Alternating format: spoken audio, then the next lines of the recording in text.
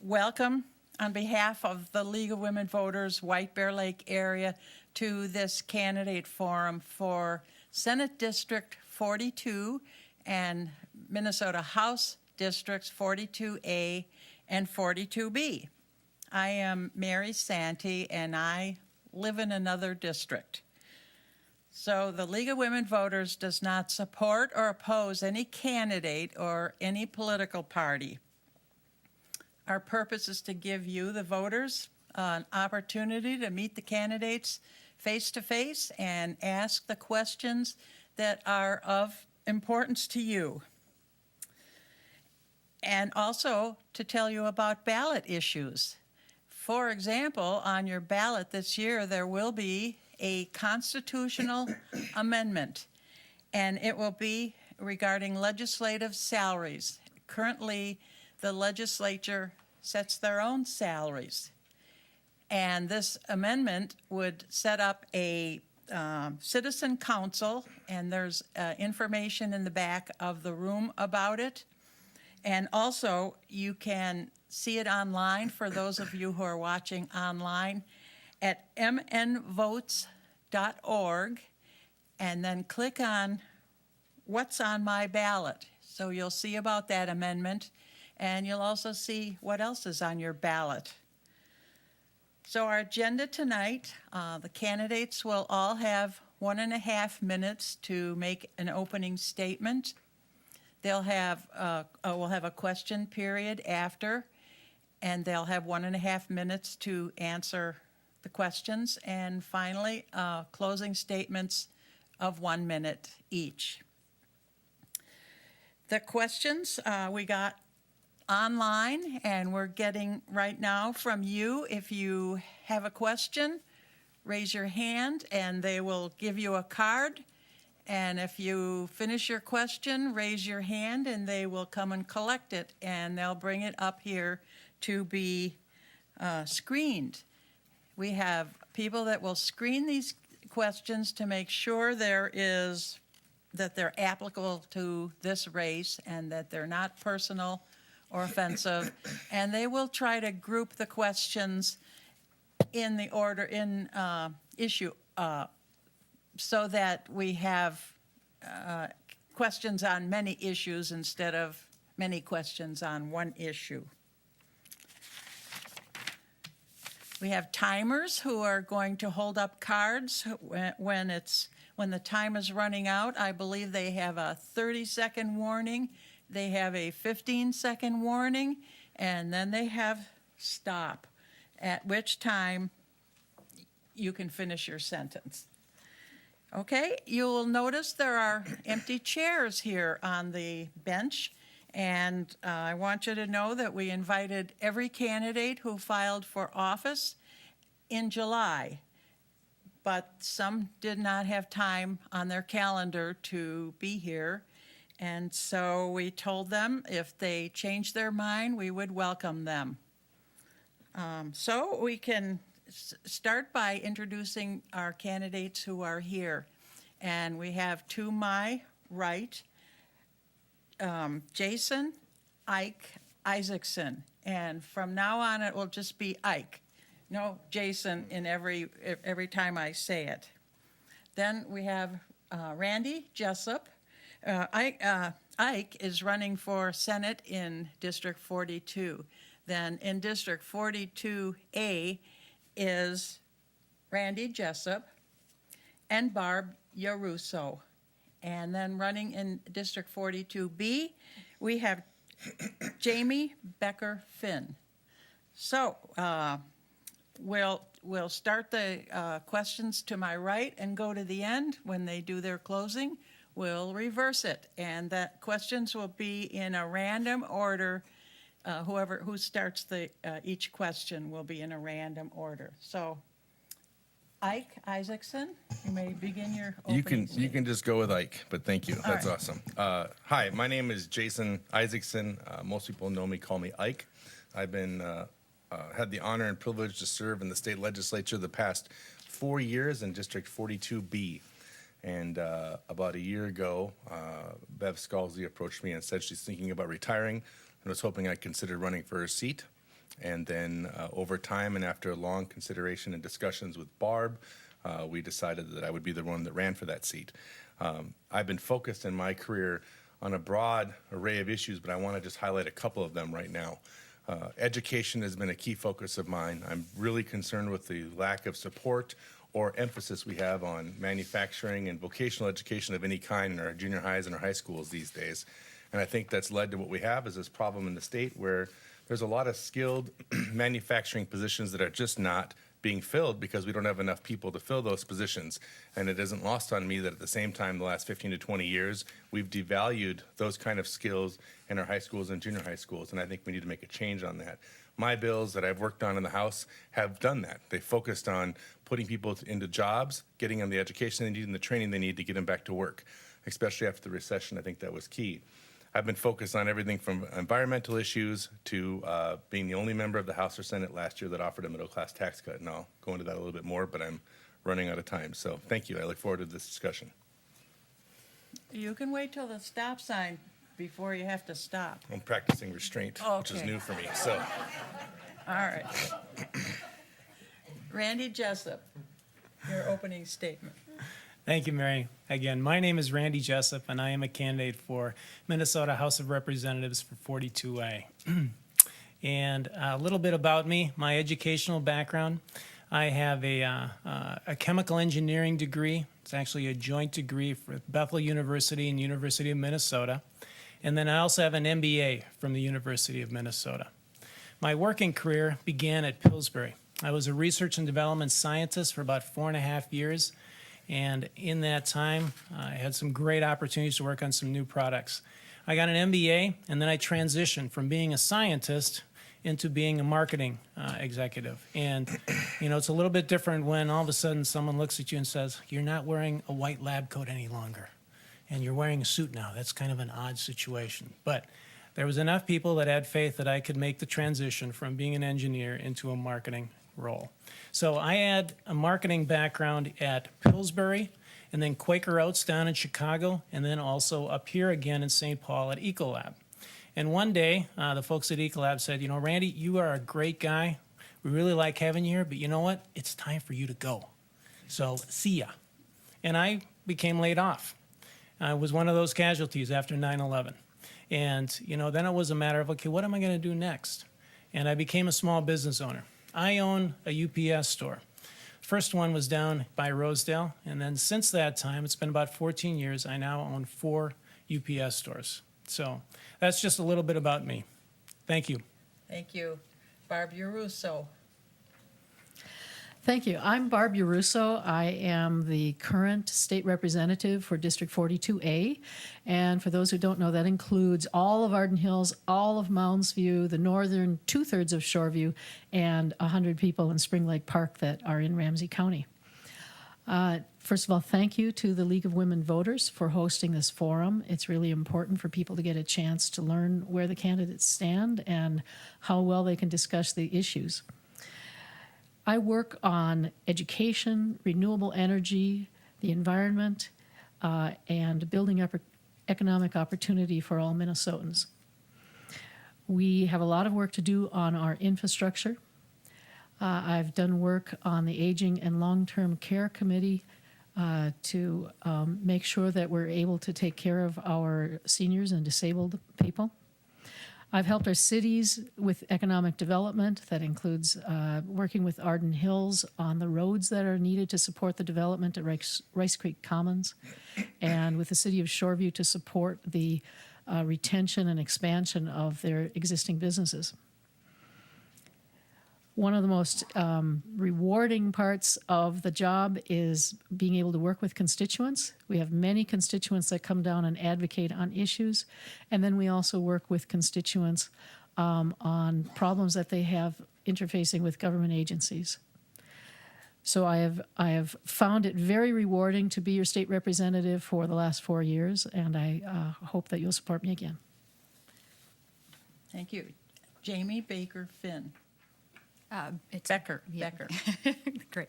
My name's Jamie Becker Finn, and I'm running for the House seat in 42B. And to keep that straight, that's Little Canada, Vadnais Heights. the northeast portion of Roseville, the southern part of Shoreview, and Gem Lake. And I'm a first-time candidate, so I can tell you a little bit about myself. First, I'm a mom. I live in Roseville with my husband Gabe and our 2 kids. My daughter is 2, and my son just started kindergarten. And as he reminds us every day, he's almost 6.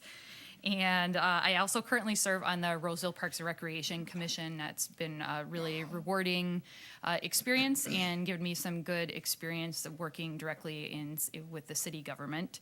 And my current job is as an assistant Hennepin County attorney, and I work in the area of domestic violence prosecution. And door knocking for the first time as a candidate, I am asked a lot about why I decided to run. And the reason that I decided to run is that I believe what Senator Wellstone believed, and that's that politics is not about power and money and winning for the sake of winning, but that politics is about working together and working towards having better communities for everybody. So that's what motivates me. And I'm also asked how on earth I do everything that I do in the limited amount of time I have every day. And the answer is that I am fueled by hope and caffeine. So that's me in a nutshell. Thank you. And now we'll turn to the questions. Okay, get closer to the mic, all of us. All right. And make sure they're on when you're speaking. So we'll turn to the questions now, and I have a grid of random orders. And so our first question will begin with Randy Jessup, then we'll go to Jamie Becker, Finn, Ike Isaacson, and Barbara Russo. And the question is, what would you do to protect Minnesota's environment?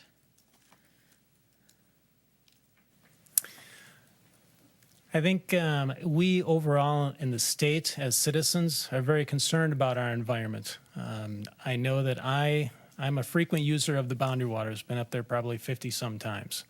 And there's no question that water quality is a big, big deal to almost all of us. And I applaud already the actions that have taken place in this state. We're very, very concerned about water. We had the issue, I think, right now with the rivers, let's say in the last couple of years, and the concern in southern Minnesota, and that's become a major issue. And I think already legislators from both Republicans and Democrats have gone after that issue, along with the governor, which is great. You know, when we have a win-win-win and we have all folks involved and invested and pursuing those type of efforts, that's what we want to see. I would certainly advocate for that. And I think I look at it and I say, you know what, we in Minnesota, we've done a pretty good job on this. I mentioned at another forum a week and a half ago that back in the Pawlenty administration, they approached Xcel Energy and said, we want you to look at renewable energy as part of your mix. And that began the efforts for wind farms all across the state. And then recently the legislature also put in a provision for solar farms. And we have seen a pretty significant impact. I think we now get about 18 to 20% of our energy from renewable resources. And I think we're making good strides on that. Thank you. Jamie Becker, Finn. So I would echo that I think water is really important. I grew up in northern Minnesota. I hunt, I fish, I harvest wild rice. Those are things that I think are important to a lot of Minnesotans. So I do think that water quality is really important. What would I do is I would definitely oppose the sulfide mining that, you know, is critical to protecting the boundary waters. I think that that's something we really do have to take a longer term approach. I think there are other ways we can support the people that live on the range without putting our waters and places like the boundary waters at risk.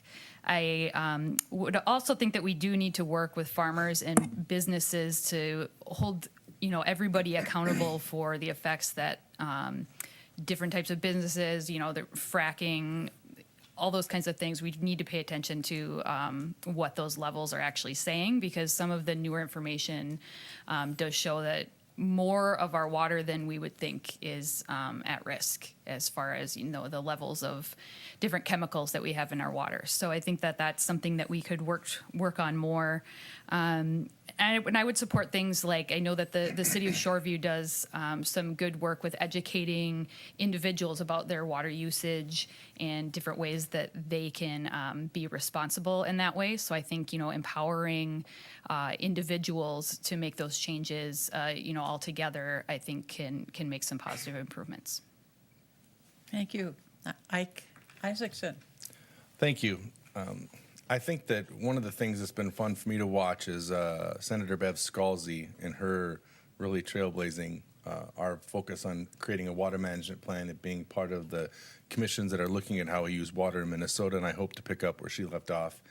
The reality is that if we don't have a comprehensive plan now, 25 years from now when it's an emergency, we're not going to know what to do. And many of these states down south and other parts of America did not put themselves in the right position, and now they're struggling and they're in a real crisis situation. And we have the unique opportunity that we're blessed with lots of water in Minnesota. We need to make sure we take care of it. I supported the Invasive Species Institute at the University of Minnesota that was designed to help us combat Asian carp, zebra mussels, and all that kind of stuff. Was really involved my first 2 years in legislature, putting forward everything from electronic barriers to finally getting the lock and dam closed, thanks to our federal delegation for doing that and our pressure that we put on them to make that happen to help stop the proliferation of Asian carp. In the future, I think that in this last session, I focused on really protecting our moves towards alternative energies and making that a viable option for us here in Minnesota. And I think that those are all things that we need to stay on top of and much more. I mean, it's such a wide and diverse area. But I'll tell you that one of the things that also has caught my attention is working with Representative Hansen on pollinator issues and making sure that we protect our bees as well. So I've been involved in a variety of those things and hope to continue being involved in a variety of those things, trying to help us lead the charge to a better environment. We just have too many lakes in our district to ruin. So I want to make sure they stay healthy. Thank you. Thank you. And finally, Barb Yarusso. Thank you. This is an area that I've been doing an awful lot of work on because I've been on the energy and environment and the mining and outdoor recreation committees. I also serve on the Clean Water Council, and it was difficult for people to think about the possibility that we would have water problems in Minnesota with all of the lakes and all of the rivers around us. One of the issues that has arisen are some serious concerns about drinking water and impending drinking water issues. So in this area, we depend on groundwater, and there's actually been a depletion of the groundwater table in the area as the development moves up farther to the north and to the east. And we have farming communities that have concerns with arsenic in their water and nitrates in their water. And what's happened in Flint, Michigan has got all of us thinking about lead. So we have an existing prioritization for drinking water in our state law about water, but we need to make sure that we actually do things and anticipate these problems. I've supported the money that goes to establishing critical habitat for wildlife, the pollinator issues. You may not realize that bees and other insects are responsible for helping to produce 1/3 of our food.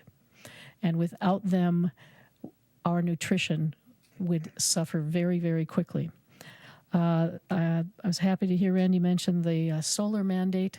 That was something that I was part of. I was a co-author on that, and we'll continue to work on renewable energy issues. Thank you.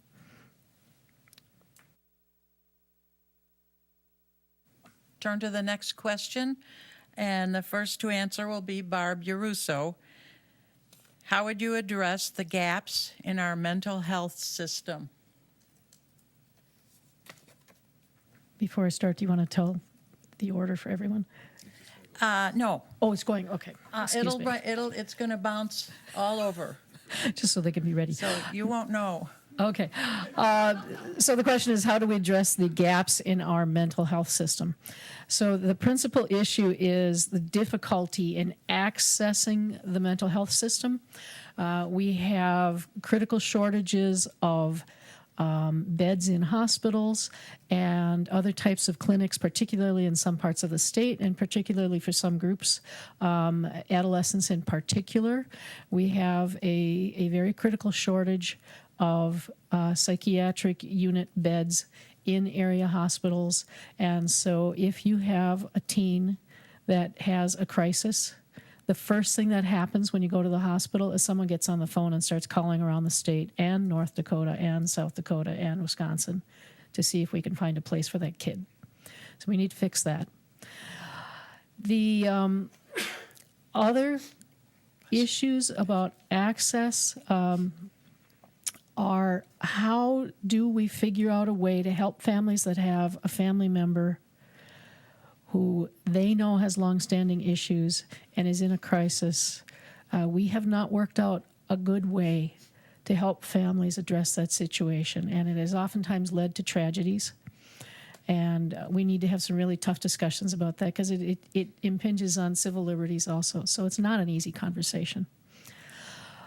We have issues in our hospitals with safety for staff because of lack of adequate staffing. In particular, at the State Hospital in St. Peter, we also have some building facility issues because they need to redesign it in order to be able to keep people safe. And that was one of the Thank things you. that failed. Thank you. Excuse- Next is Randy Jessup. Thank you, Mary. Thank you. I think this topic of mental health has become an emerging, I don't want to say crisis, but perhaps for some individuals it could be considered a crisis. And we are really not equipped, I would say, as a society to deal with this issue. We know all about how to heal someone physically. We're all prepared in society. But when it becomes someone's mental health, we all struggle. Whether it's a friend, whether it's a family member, I got to be honest, a lot of us don't know where to turn, I would say.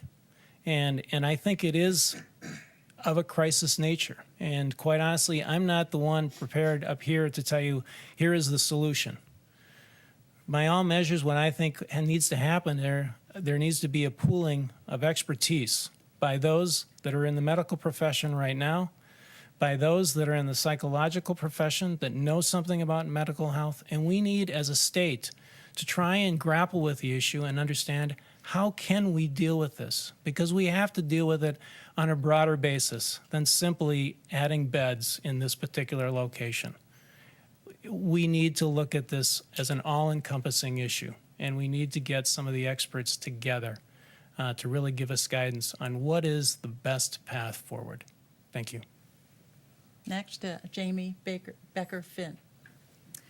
I think the simple answer is that it's going to take funding, and I think that part of that is kind of seeing the bigger picture and that putting the money into filling in some of those gaps and adding beds to facilities, expanding the types of programs we have available is long term going to keep people out of our criminal justice system. It's going to keep people out of jail. It's going to keep people healthier, and I think long term that's actually going to save us money. For a long time, I've looked up to now retired Representative Mindy Greiling. She was always a champion of this issue, and that's something that I hope to continue, hopefully as the next representative from Roseville. My husband works in the mental health field. He is the clinical director at a facility for seriously mentally ill folks. But one of the issues is that their health insurance or Medicaid will only pay for a certain number of days. And when those days run out, our system is not set up to help those people maintain whatever strides they made while they were at, that temporary facility. So then, you're in a situation where you're potentially releasing someone who is just in intensive residential treatment to becoming homeless. And that's a real problem. So I think that it is a crisis, and it is something that we all need to work on. But I do think that the simple answer is that we are just going to have to spend more money in this area up front in order to prevent some of those negative things from happening down the road. Thank you. And Ike Isaacson. Well, I think there's three crucial areas we need to address. First, obviously, is this question of access. And one of the areas that I'd like to see us pay more attention to is providing mental health for our young people. I believe and have seen in the past folks that get help when they're younger are put in a better position to succeed when they're older. And so that's one of the vital areas we need to focus on.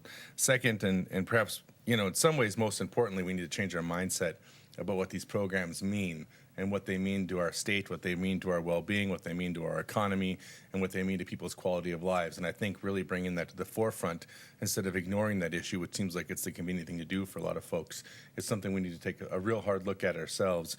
And finally, kind of piggybacking what Jamie said, the reality is that we have to find the political will to spend money on programs that aren't as sexy as some of the programs we get lobbied on every day.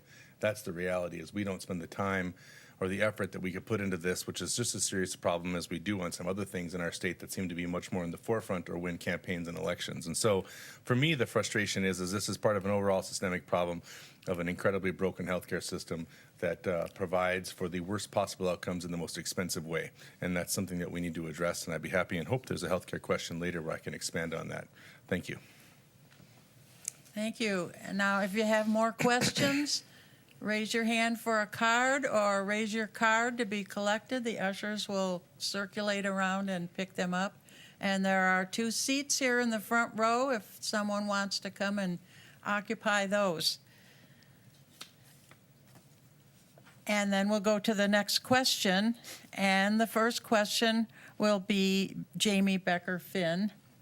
First answerer, would you support adding an inflationary increase in the basic formula for education spending so that school districts could count on revenue for increases in transportation, supplies, and for servicing students with special disabilities?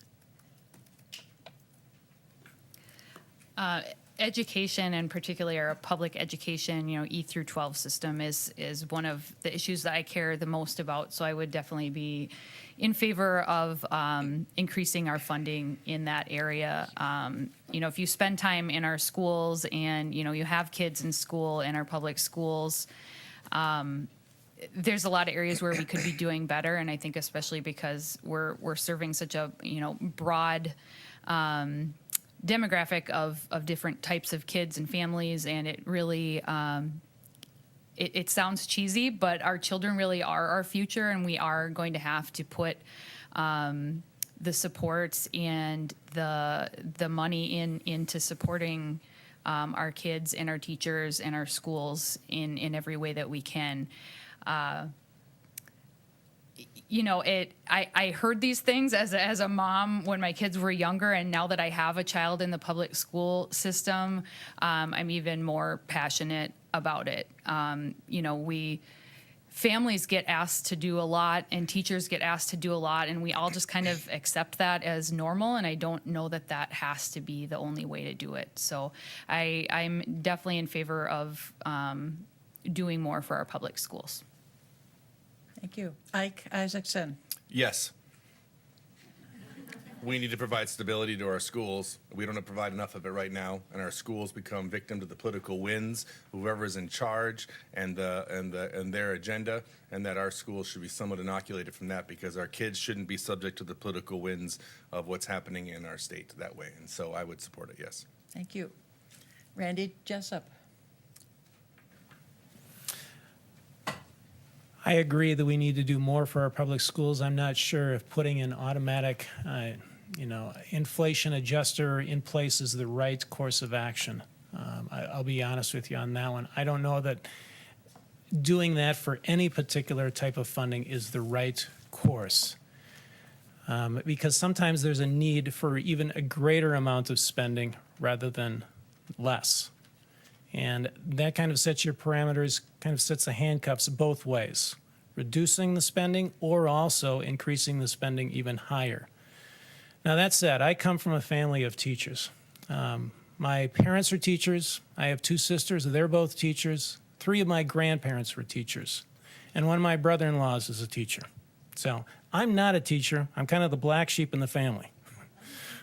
But education is very dear to my heart and certainly to the hearts of all of my family. And our kids had the blessing, and I say that sincerely, the blessing of going to the Mounds View schools, which are one of the best in the state. And I think we should all in our community should be very, very proud of our Mounds View School District. But that said, the big elephant in the room is the achievement gap that we as Minnesotans face in the St. Paul and Minneapolis schools. We have not solved this problem, and it's a sad problem. It's a stain for all of us, whether we're in St. Paul, Minneapolis, or we're up here in Mounds View. Thank you.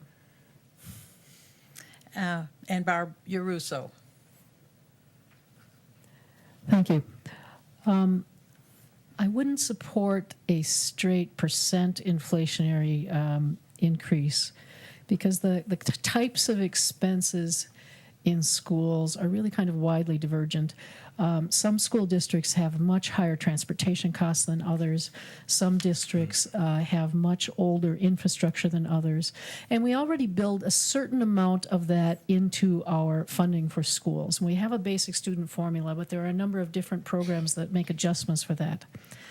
I would support a restructuring of that similar to what we just did with the nursing home reimbursement restructure. In which we recognize these different components of the cost, some of which are fixed capital costs, energy costs, healthcare costs, and so on, that would take some of the volatility out of the planning for the school districts because they have to heat the building. They have to drive the kids to school, and so they can't do any program adjustments in those things. So I would support some kind of comprehensive reform on that basis. And then since Randy just mentioned the achievement gap, I would like to point out that it's not just in Minneapolis and St. Paul. It's across the state, and it's in many rural areas where you wouldn't expect it to be. And one of the things we're doing about this is to make sure we get better data so we know which kids need what kind of help, rather than lumping kids in the very broad categories that the federal government has done by race. I was one of the people that supported disaggregating that so we get better information for the kids. Thank you. Thank you. And I should add that last question and this next one were both submitted online, so you could do that too. This question will start with Barb Yarusso. Do you support safe roads legislation or something like it, which would allow Minnesota driver's licenses to those who do not have legal status in the U.S.?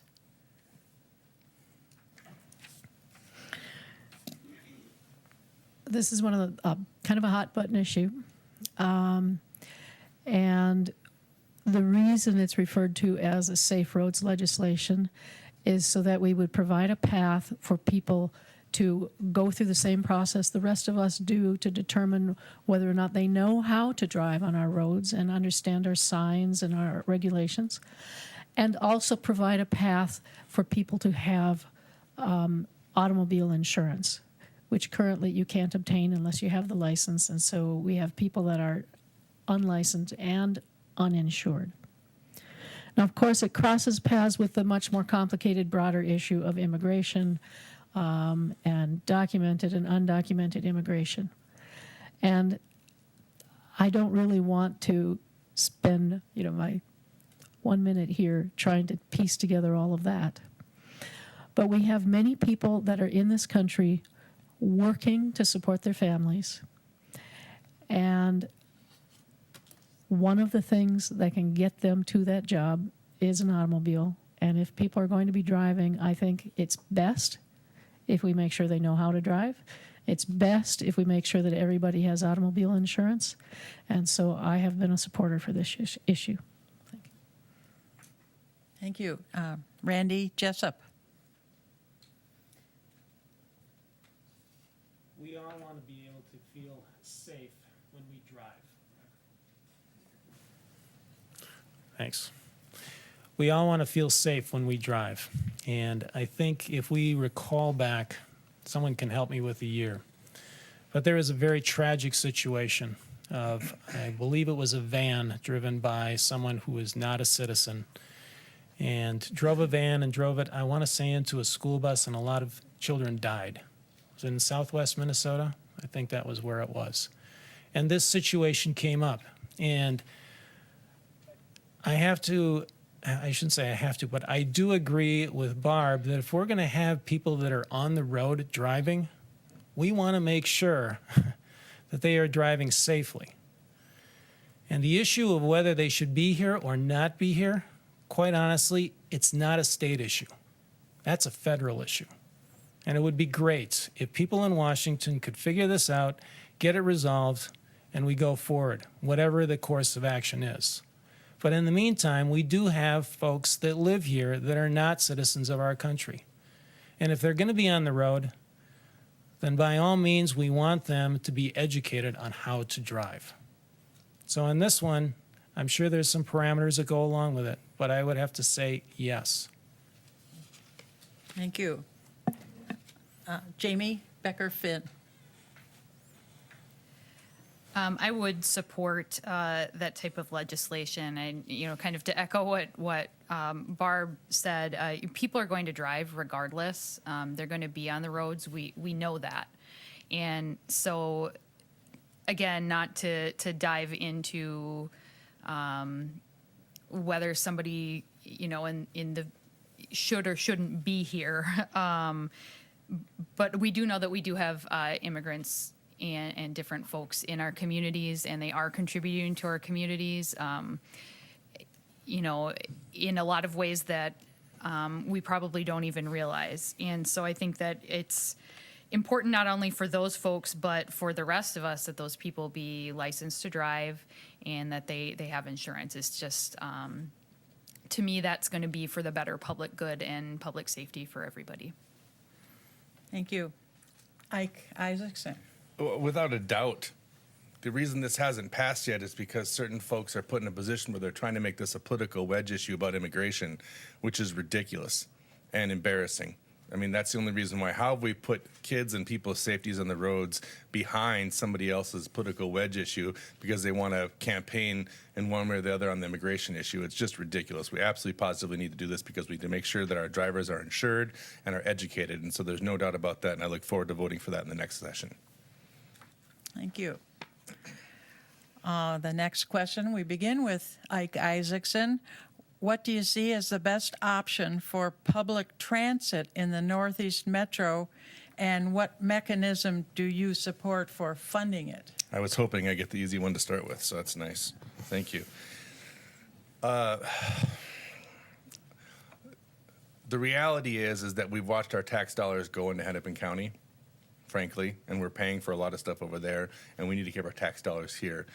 With Barb's leadership, and I agreed with her and signed on to this bill as well, we pushed to make sure that that money that's raised in Ramsey County stays in Ramsey County. And that'll be part of what needs to be done to make us more able to create a transit environment, which we don't have. We don't have buses going into Vadnais Heights right now. We have all kinds of jobs up here, several Fortune 500 or better countries or companies up here that can't hire folks that live closer to the city because there just isn't access. And we need to make sure that's a priority. And so how do we work on transit in the Northeast Metro? Well, the first thing that needs to happen is that we need to continue to build on what we've been doing, which is showing some unity up here and saying that we're no longer going to be spending money elsewhere. We're no longer be spending money elsewhere. That tax dollars has to come here. And the second thing we need to do is we need to make it clear to the Met Council, to the Department of Transportation, to the governor, and whoever else is listening, regardless of their political stripes, that from now on, this has got to be a focus, and there's got to be a plan, and it's got to be executed. We want to see it done in the next couple of years. And that means that we need more buses, more rapid transit. I don't care. I don't care if you're flying a helicopter around to get them here. Whatever gets the job done, that people get their transit is what I'm most concerned about. And I want to see it done in a way that's efficient and a way that's prudent in the terms of the way we're spending our money. And I don't think that we're seeing that right now. And that's my concern. So thank you. Okay, Jamie Becker-Finn. First, I will share that I am a longtime public transit user for now 16 years. I've taken multiple different bus routes. I'm the expert on the bus that will tell you how to get to any transfer on any bus that goes through Roseville or Shoreview. And so I really see the value in that, and I would also support the work that Barb and Jason have done thus far to come together on this issue, because Jason's correct. We do have jobs in 42B, and we don't have a way to get people there. There's literally no public transit in certain parts of our district. And so I think, at this point, I think one of the best options would be to looking at bus rapid transit, or BRT. I don't know if any of you are familiar with the new A-line bus route BRT system that currently runs from Rosedale and then connects with the light rail lines. But I think that kind of transit that's easy to use, that runs on a regular schedule, is going to be a good option. I think, we've all heard about the phenomenal costs that we hear about with Southwest Light Rail and other light rail projects. And one of the great things about bus rapid transit is that it doesn't involve building tracks and tunnels and bridges. We can use some of the systems we already have. So I think that might be a cost-effective way that we can expand public transit, without having to find literally $1 billion to do so. So that would be, I think, one of the best options. Thank you. Randy Jessup. Thank you, Mary. When I was working at Ecolab, I actually took the bus from my house on Hodgson all the way down into St. Paul. And I'd mentioned as well that I worked at Quaker Oats Company. I was down in Chicago. So I actually took what's called the Metra from Naperville, which is about 30 miles straight west of Chicago, to downtown Chicago every day, back and forth. I also used the L system down in Chicago to get back and forth to the airports. And there is clearly a need for, we'll say, transit, particularly when you're in a high-density city. Chicago's a great example of that. And quite honestly, when I look at the blue line and I look at the green line, I can justify those because the density of people is such that those lines get used. The last time I took the bus from Shoreview on down to St. Paul was probably a good 15 years ago. I see that bus regularly go by at about the same time in the morning. And I got to be honest, there are not many people on that bus. I would love to say that we in this community use transit more so than we've done over the last 15 years. We really haven't. Now, whether we need transit to bus people from the inner city out here, I really struggle with that because I employ people in downtown Minneapolis. I employ people in St. Paul Highland Park. And I've never had someone in those communities even say, yes, I'd be interested in working at your Rosedale store. So I'm not sure the people downtown really want to travel out to the suburbs for jobs. We need to assess that. Thank you. And Barb Urusso. Thank you. When I first took office, the Metropolitan Council was working on the 30-year plan. And so I would go to these meetings and I would see the map of the proposed transit routes, and there was nothing in our area. And if we have nothing even proposed, we know what we're going to get in 30 years. So I fought tooth and nail to get a dotted line on the map by just being persistent and bugging people until we got it. And that would be to extend bus rapid transit from the line that goes up Snelling and currently ends at Rosedale. I disagree with Randy's assessment that people don't want to come out here for jobs, because Arden Hills has more jobs than people. So it looks like a bedroom community from the outside, but they actually have a net influx of people during the day. And those jobs are a really wide variety. It's everything from the 2,000 jobs at Land O'Lakes that are going to stay there to little tiny print shops and mailing houses that are squirreled away in the area to the west of Lexington. Now, some of those jobs are not high-paying jobs, so those are not people that are going to be able to afford to live in the surrounding area right there. Jason mentioned our efforts to make sure that we direct the funding to our area, and so one of the ways that I've tried to accomplish that is building a coalition of legislators from Columbia Heights up around through us and all the way down to Woodbury, so that we can make sure that we're one of the squeaky wheels on that. Thank you. Thank you. This next question goes to Jamie Becker Finn. What is your plan to help Minnesota seniors age in place?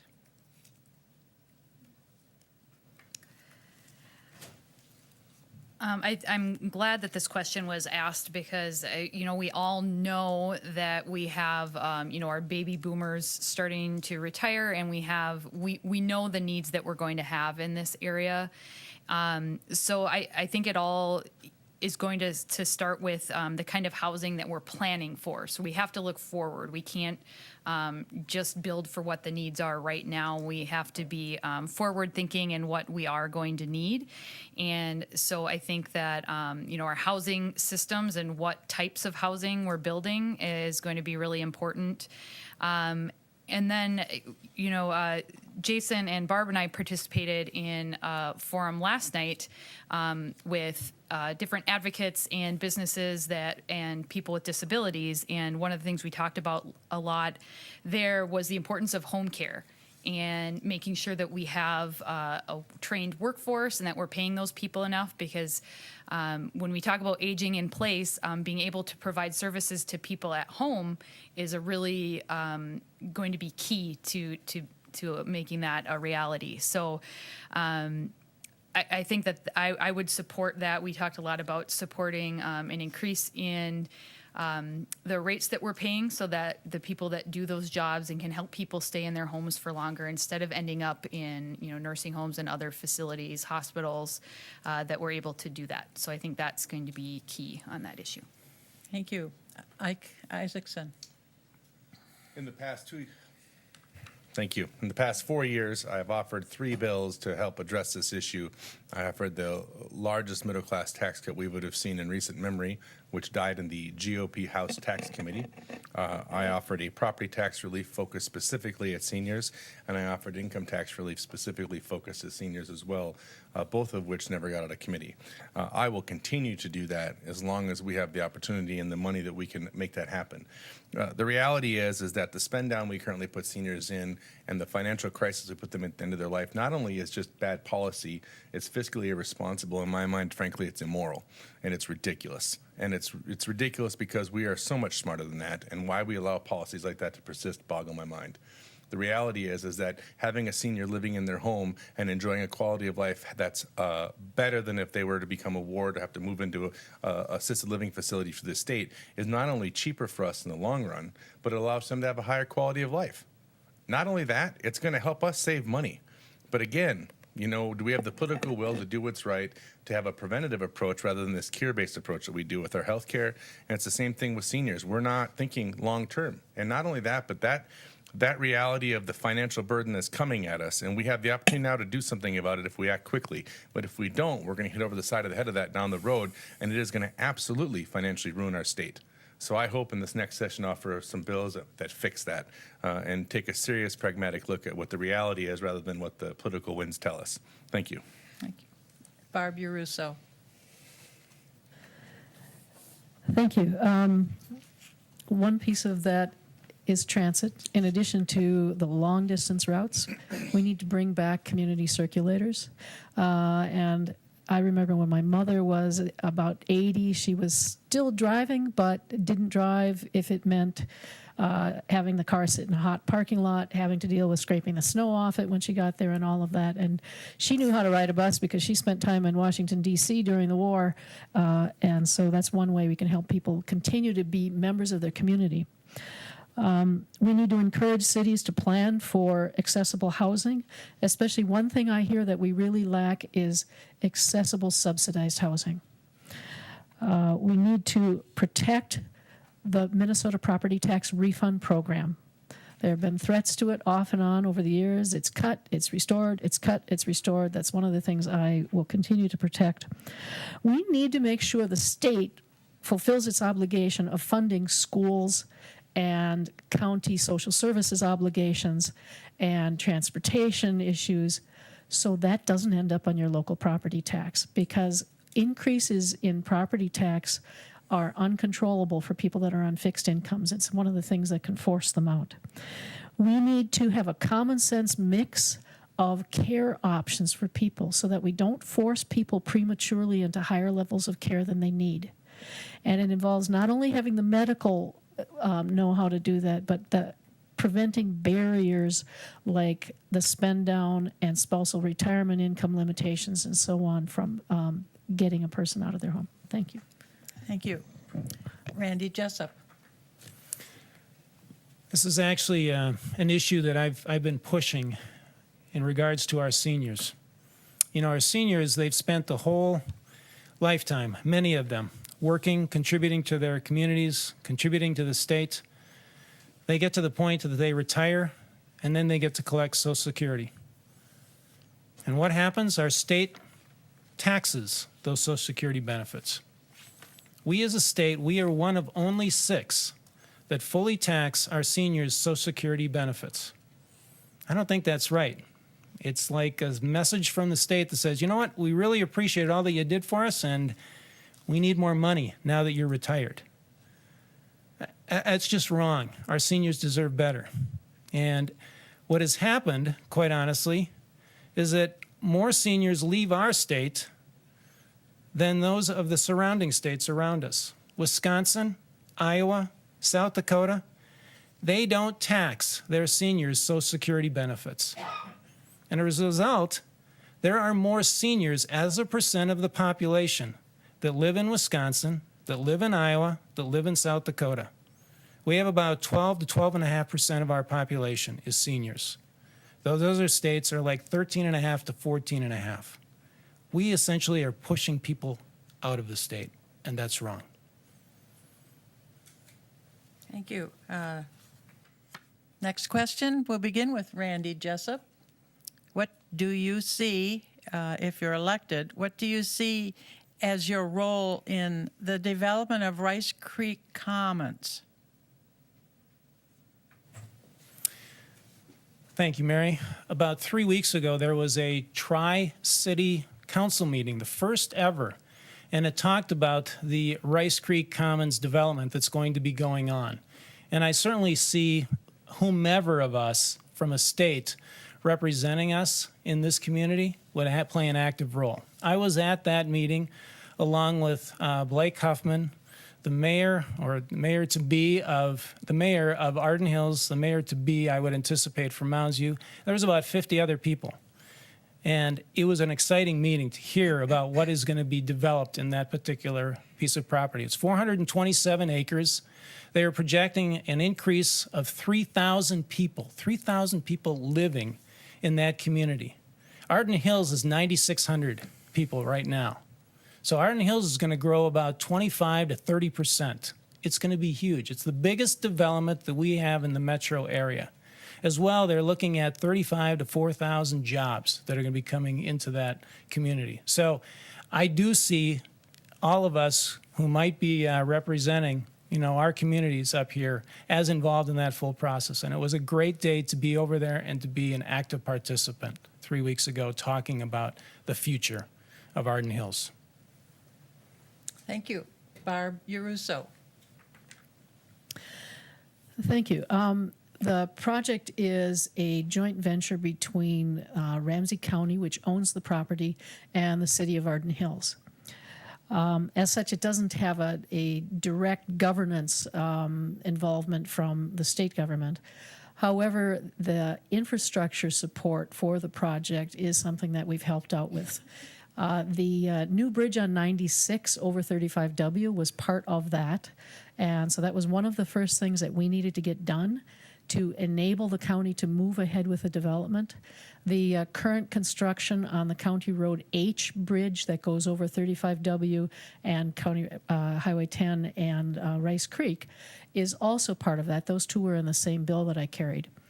In addition, there needs to be some intersection work on Highway 96 and a county road built up through the property. Those are both county projects, but they could potentially have some support from the state in highway funds. The county is working on attracting employers, and there are sometimes things that the state can do to help with that process. The school district will see a large increase in students because it would be anticipated that many of the families that would end up living there would be young families with children. And so there may be some ways that we can help smooth the way for that. So it's mainly a support role, and it's also just making sure that we stay on top of what's going on there so we can coordinate activities. Thank you. Ike Isaacson. Well, thank you. And I'm going to actually use this answer to say I agree with Barb, and I'm going to take a step back on something. We've now heard from my Republican opponent and Randy Jessup that we want to get rid of Social Security taxes, and that sounds really great as a soundbite when I'm at your doors, but I'm pretty sure neither of them have any idea how we're going to fix the $250 million hole it creates in our budget when we do that. Now, I'm not saying we shouldn't look at the idea of getting rid of Social Security taxes and something we might be able to phase out over time, but my question back to Randy and my opponent would be, what programs are you going to cut in the meantime to balance the budget while we do that?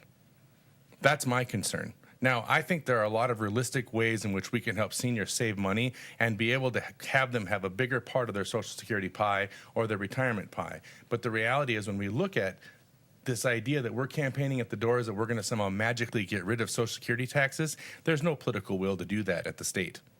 Nobody has that as their part of their agenda. That isn't part of the platform. We're not seeing a big movement towards that. So the reality is this is a really great example of something we're campaigning on that just simply isn't going to bear fruit. So I would rather not mislead you by telling you about some great idea that I support that really isn't going to go anywhere, and rather stick to the facts of things that we can tangibly do.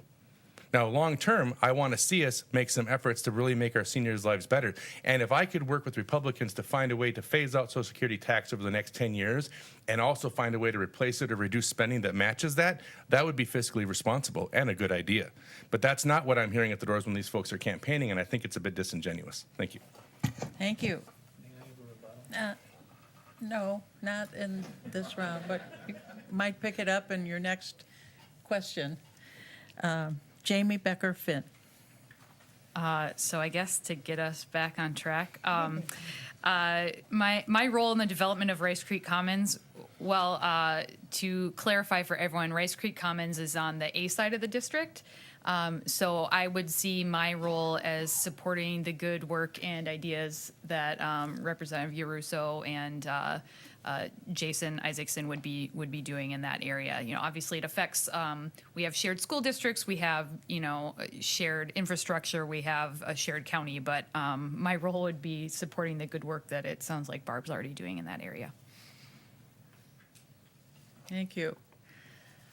So the next question begins with Ike Isaacson, and it says, have you been following the recent issues of the Mississippi River and the Star Tribune on the pollution? And would you support legislation that would regulate farmers' use of chemicals and their methods of farming to prevent pollution? Yes, I think. Yeah. No, when the science supports that the chemicals are affecting pollution, then absolutely I will always support regulating a farmer's ability to put things in our water that are not safe for us. But it's got to be documented with science, and I need to understand where that's coming from. I'm not going to do an overreach. That being said, the Mississippi is more than just that. It's an icon of our state, and look at just in the last session, they wanted to move Mississippi water through pipes all the way over to White Bear Lake. So do I want to make sure Mississippi water is clean as it runs through the aquifer that feeds St. Paul its water? Absolutely I do, because it would be ran through Lake Vadnais.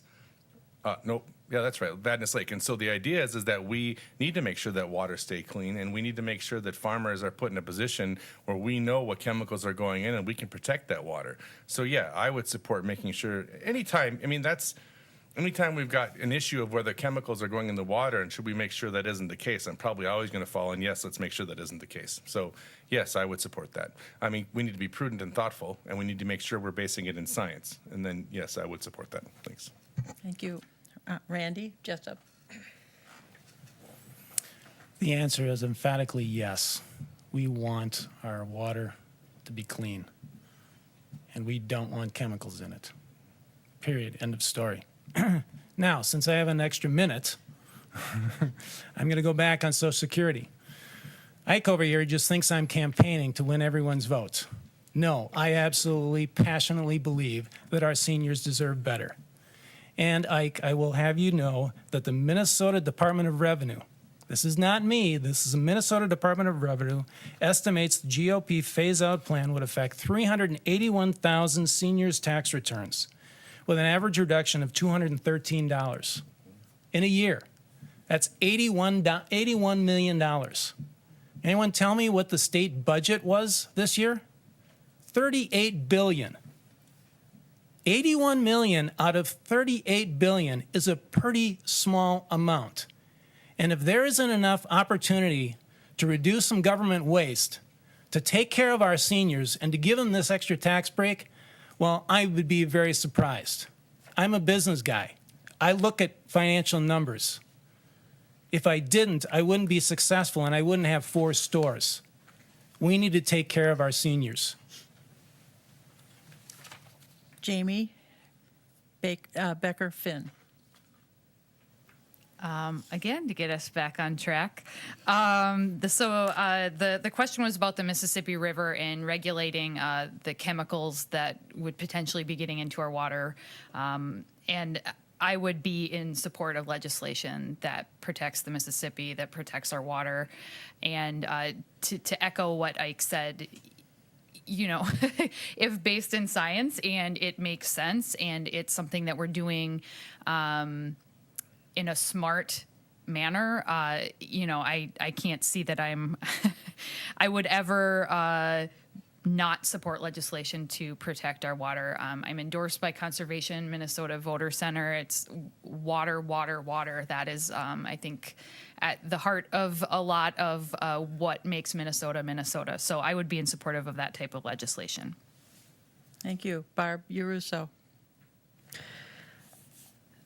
Thank you. Now, of course, we have to take this on a case-by-case basis, so it really depends on which chemicals you're talking about, what kind of legislation we would do to regulate it. And so we have an issue with neonicotinoids that are affecting pollinators, and Europe is already banning the use of that, and it is being strongly suggested that we need to go down that road in the future in the United States. So that would be one thing that might be a whole class of things that would be just outright banned. Nitrates are a different problem. We're not going to outright ban the use of nitrates as fertilizer for the soil. However, we need to do things to mitigate their effects. Some of you may have heard of the dead zone in the Gulf. This is the Gulf of Mexico. Now, that's not in Minnesota, but it's where the Mississippi goes after it leaves here. And Minnesota and some of the other states along the way are major contributors to the dead zone in the Gulf because of the nitrates and the silt that are carried down from us to them. And the buffer law that was put in place recently is actually intended to address that issue because the drainage from fields is carrying the nitrates into the rivers, and the higher rates of storm runoff from the fields that have drain tiles are causing the silting in of Lake Pepin and the silting in of areas of the Mississippi. And they're also causing some of these historic floods. So it's not just banning of specific pesticides, but also changing some of our practices that we need to do. Thank you. Our next question will begin with Jamie Becker Finn. Do you support a $15 minimum wage law? I am supportive of raising the minimum wage. I would be supportive of the raising it to $15. I think that if people are doing an honest day's work, they need to make enough money to live on. And so that being said, we would have to do it in a smart way that allows businesses to continue operating. My family owns some small convenience stores in northern Minnesota. You know, so to tell them, you know, starting in 2017, you need to pay all your employees $15 an hour, that's not necessarily going to be a workable thing for a lot of small businesses, and I recognize that. But long term, I think the overall benefits to our communities and our families and working families will be worth it long term. And I also think that it would be better for us to do something on a larger scale than to have every single municipality or county doing everything differently. I think that just is going to make added confusion and inefficiencies in our system. So I would be supportive of that, with the caveat that we would have to be smart about how we implement it. Thank you. Ike Isaacson. Over time, yes. As a one-shot deal, no. We have to be thoughtful. We have to allow our businesses to succeed, and we can't drastically change the rules of the game in one foul swoop and expect people to be successful. That being said, we can't put people in the position to work and they become a burden to the state because they don't make enough money at their jobs, and then we're paying for them anyways through our Social Security or MMA programs or whatever. So I'm really concerned about that. And lest I digress, the Minnesota Department of Revenue said Social Security taxes come to $256 million a year. So if we're really talking about getting rid of Social Security taxes, which is what I hear from the GOP, either they haven't done their numbers right or they're not actually sincere in doing that. Thank you. Thank you. Barb Urusso. Thank you. It would be a large hardship if we suddenly went to $15. We're just in the process of phasing up to $10. That would be a 50% jump, and that would be too big a hit to absorb for many businesses. We need to work our way toward a living wage. We also need to make sure that we stop practices of wage theft, of discriminatory hiring, and of other practices that put real burdens on working families that those of us in professional careers don't have to put up with. Things like erratic scheduling, not allowing people to take care of their sick children, making people come to work sick themselves because they don't have any other options. There are quite a number of ways we can support working families besides just the minimum wage. We also need, as a nation, this is really not Minnesota's problem, this is the nation's problem. We have gotten to the point where there are certain businesses that seem to have it as part of their business plan to have their employees on public benefits. And that means the rest of us are paying the wages for those people. So we need to work on those issues. And just to clarify on that Social Security issue, since Randy was talking about a phased-in plan and he said that amount of money was for 1 year, I strongly suspect that's for year one. Thank you. Thank you. Randy Jessup. It's lovely being up here with 3 Democrat opponents, and I'm the only Republican. I'm sorry, I'm not going to do justice against 3 other voices. On the $15, I'd like to draw our attention really to the city of Minneapolis.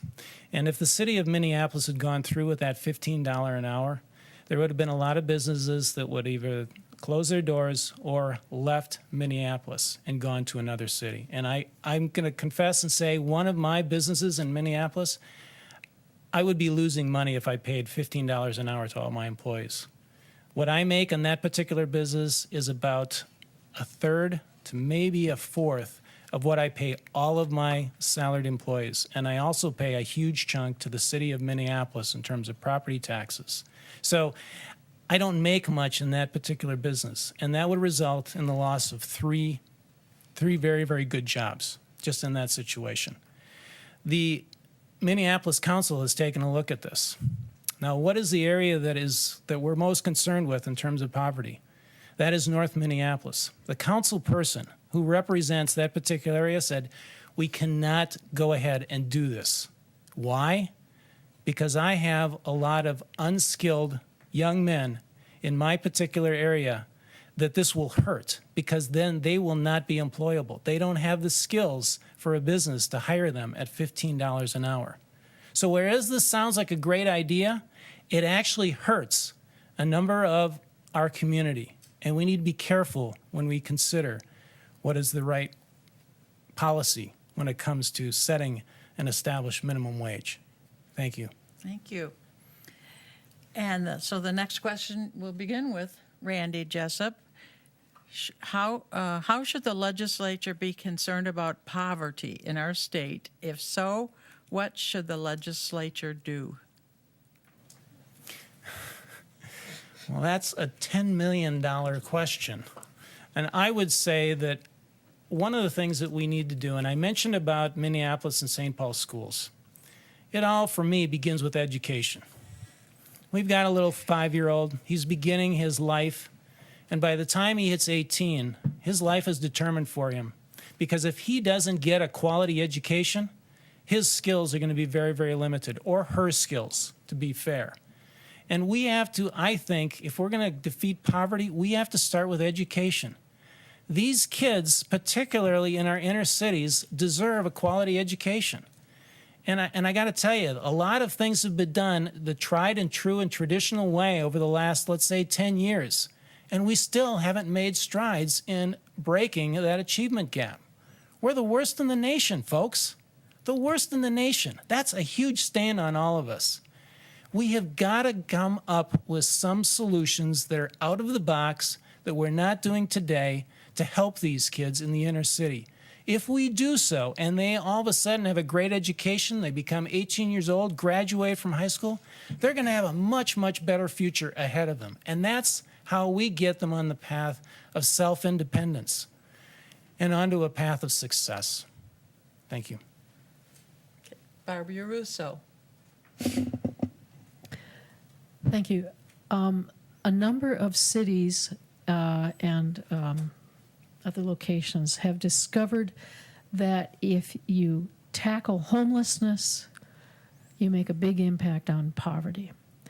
And they have gone so far in some places as to provide a home and a job for anybody that will take it that's homeless and out of work, and return that person to being a participating member of society. And what they found is it's cost effective.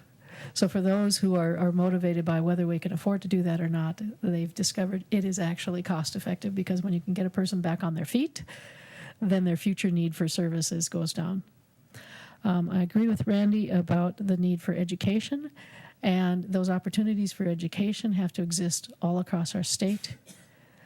The challenges of the achievement gap, I think, need to be tackled in part by looking at the programs that have worked.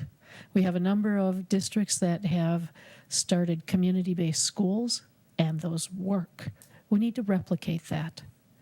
We need to take a look at whose achievement results are off the line. There's a strong correlation between achievement in a school and the amount of poverty in the school. Who's beating that? Who's doing better than that? And we haven't done enough to replicate those programs. But, Thank you. oh, excuse me, I didn't see the stop sign. I was looking Time down. up. Thank you. Ike Isaacson.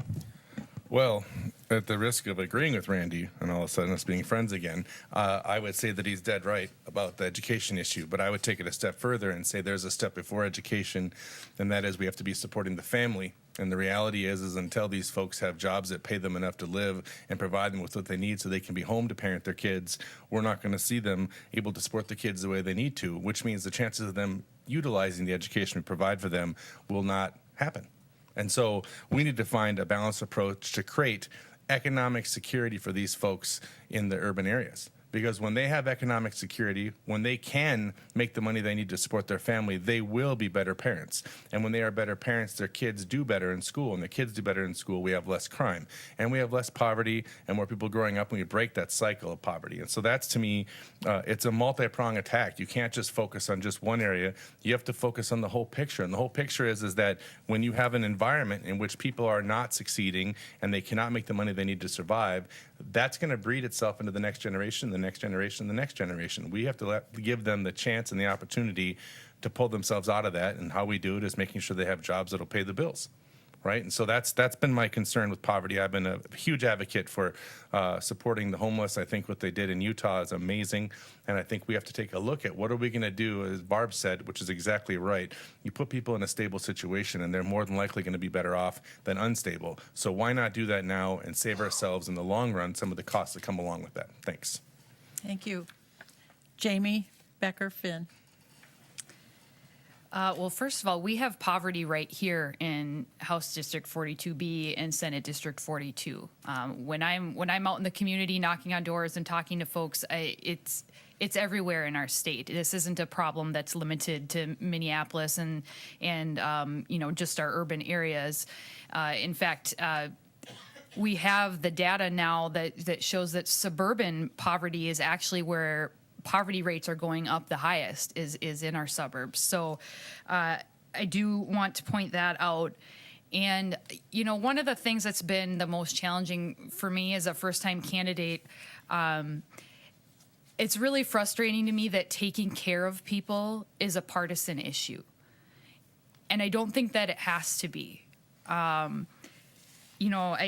Those on the conservative end of the spectrum will talk about handouts and entitlements and, frame it that way. And I don't think that we have to frame it that way. People don't like living in poverty. It's not like by helping people that we're enabling them to remain in that situation. It isn't something that works that way. So it's frustrating to me that we haven't been able to kind of flip that script. And as far as talking about 5-year-olds, age 5 is too late. We see education and achievement gaps as young as 18 months. So I think that is really going to come down to supporting our families in every way, so that we can help people at the early end. Thank you. Barb Urusso.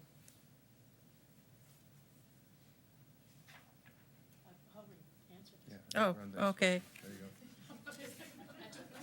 Yep, You're good. thank you. We won't answer it all again. The next question will go first to Randy Jessup, and it's, do you support Minnesota using private prisons?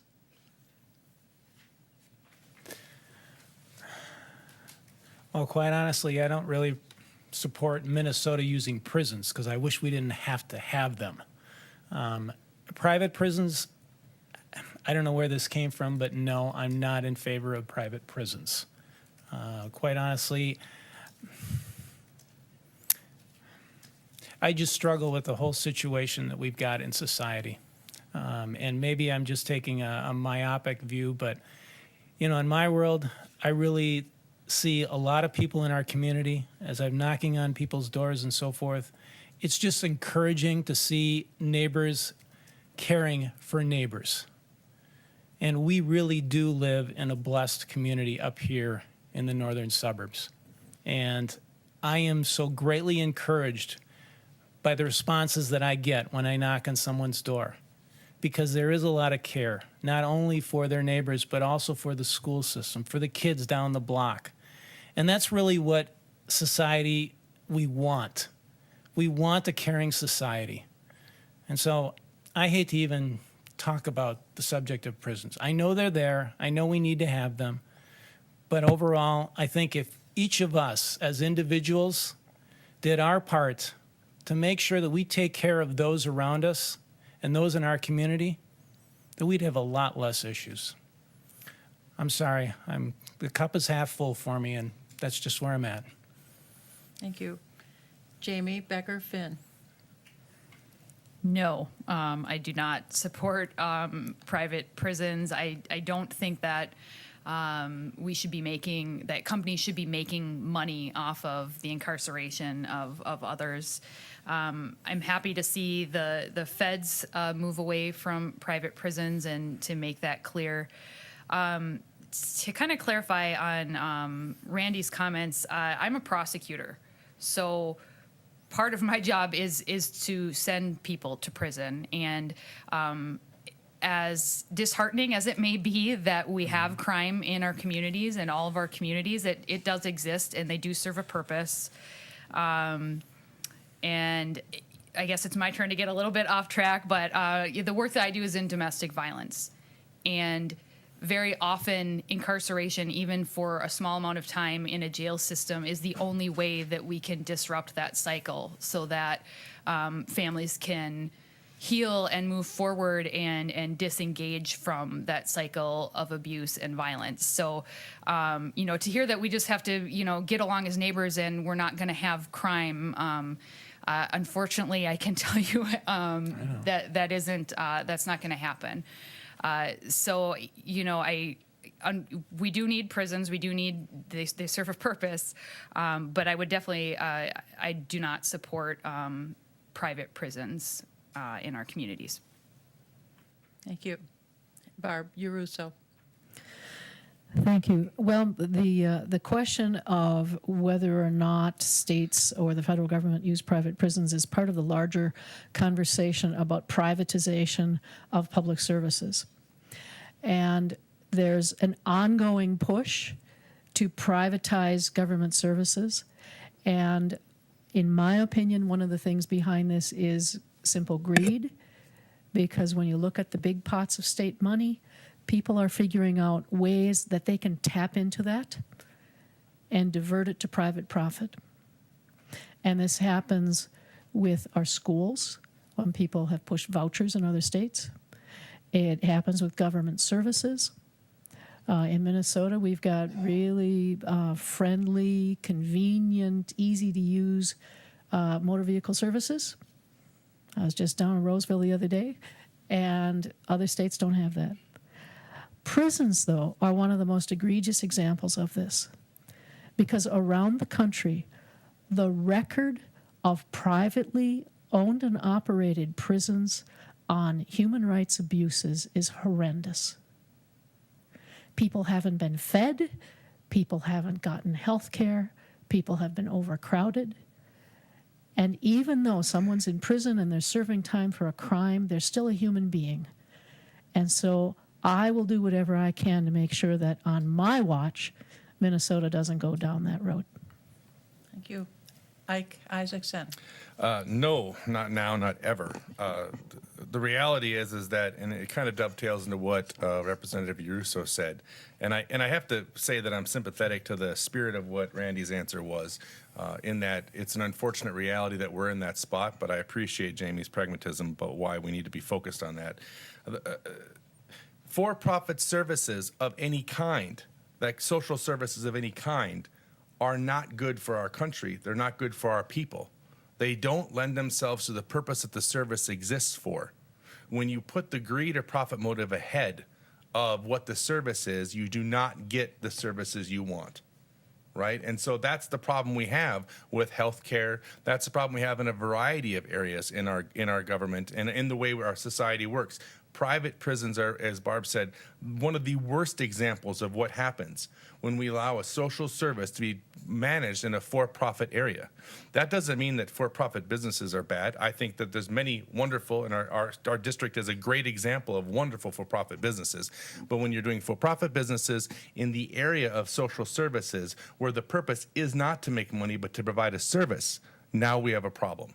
Right? And we're seeing that the market just doesn't clear that up like we'd want. So I think not having private prisons is very important for our prison system and the way we do rehabilitation. So thank you.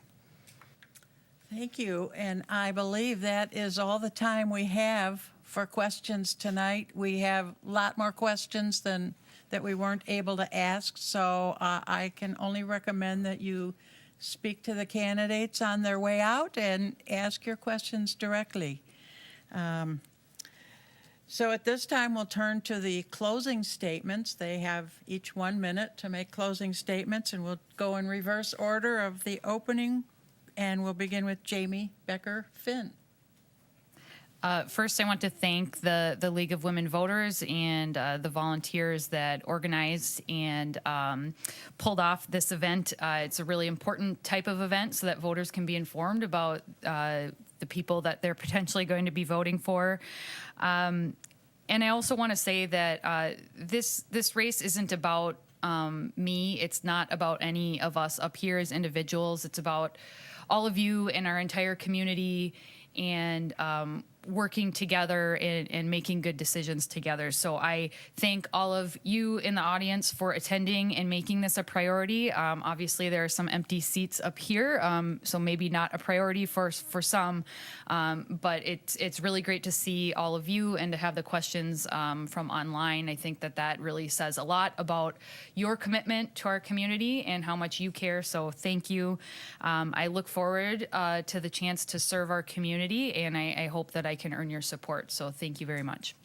Thank you. And Barb Russo. Thank you. Thanks, first of all, to the League of Women Voters for hosting the forum and running it in such a smooth and expert way. Thank you for the people that came tonight to participate, for the questions that you provided, and also to the people that are going to view this online for taking the time to find out about the candidates. I hope to be able to continue working for our community. The best part of campaigning and the best part of doing the job is the conversations that we can have with each other. And I have found our communities to be incredibly welcoming. And I delight in the fact that even when we're on opposite sides, we can talk with each other about the issues in a civil way. I would like to continue working on ways to provide educational opportunity, to protect the Minnesota quality of life for all Minnesotans, and to work within our communities and in the state to provide economic opportunity and job growth and living wages across the state. Thank you. Thank you. Randy Jessup. I want to thank the League of Women Voters. I want to thank all of you for being here tonight. This is a terrific opportunity. Even if I'm up here in a minority with 3 Democratic opponents, I think there are a few things that we did agree upon, and that's that's where we want to be. And we want collaboration of whomever is in the legislature to get some things accomplished. And I will just say on the Social Security benefits tax situation, if I even give the ground to the projection that Ike wants to say, 250 million, I would say 250 million with a $38 billion budget. You know what? Our seniors deserve this. Our seniors deserve this, and quite honestly, I'm going to fight for our seniors to have no tax on their Social Security benefits. Thank you again for listening to me. Thank you. Ike Isaacson. I'm going to work really hard not to take that bait. I am an educator first. I was lucky enough in the first classroom of the first class I ever taught in the first 5 minutes to know this is what I wanted to do with the rest of my life. And that's what defines me in terms of my career and probably a lot about who I am. But my dad taught me that if you see a problem and you think you understand a possibility and how to fix it, you need to try. And luckily enough for me, for the past 4 years, the people of 42B have sought to send me there and try to make that difference. And if the people of SD42 feel the same way, I will work my butt off to get that done. Now, that being said, I want to really notice that we take a good long look at the chair to the right of me. I think that one of the biggest tenets in democracy is the opportunity when we have a competition like an election to compare ideas and thoughts and things like that. And if we don't have that opportunity, we're not being informed the way we need to be. So I hope that you'll take a long look at that and take a long look at what I've done in the past and what I hope to be doing in the future to be solving many of the problems and working on transportation, education, and the wide variety of things we're dealing with. As I can commit to you that I will work very hard to do my very best to represent every single person in 42, regardless of their political stripes. Thank you for your time, and thanks for being here. This is great. Thank you. So,